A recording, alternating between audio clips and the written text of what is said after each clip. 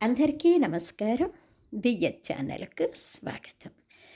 శ్రీరామ రామ రామేతి రమే రామే మనోరమే సహస్రనామ తత్తుల్యం రామనామ వరాననే అని ఈ శ్రీరాముని యొక్క శ్లోకాన్ని ఎవరైతే 3 సార్లు స్మరిస్తారో విష్ణు సహస్రనామాలు చదివినంత ఫలితం కలుగుతుందటండి.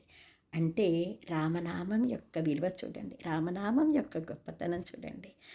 అందుకే అప్పటికీ ఇప్పటికీ శ్రీరామనామం ఆనందదాయకం, మృదువైనది, మధురమైనదండి. అందుకే కదా ఆంజనేయ స్వామి అనుక్షణము శ్రీరామ జపం చేస్తూ ఉంటాడు.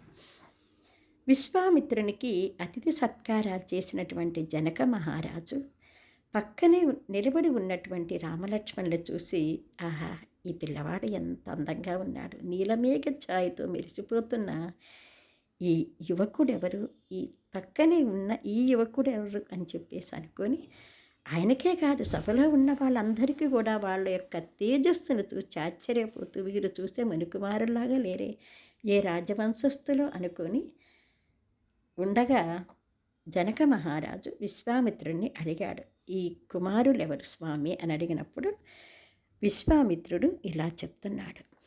సాకేతపుర నివాసుడు సూర్యవంశపు తేజుడు, సాకేతపుర నివాసుడు సూర్యవంశపు తేజుడు, శ్యామల వర్ణుడు సుందరాంగుడు, సుకుమారుడు శాంత స్వభావుడు, మధురమైన హాసమువాడు మృదు స్వభావుడు, మధురమైన హాసమువాడు మృదు స్వభావుడు, మితభాషీ మృదుభాషీ, మితభాషీ మృదుభాషీ, దశరథ మహారాజు ప్రియపుత్రుడు కౌసల్యనందనుడు, దశరథ మహారాజు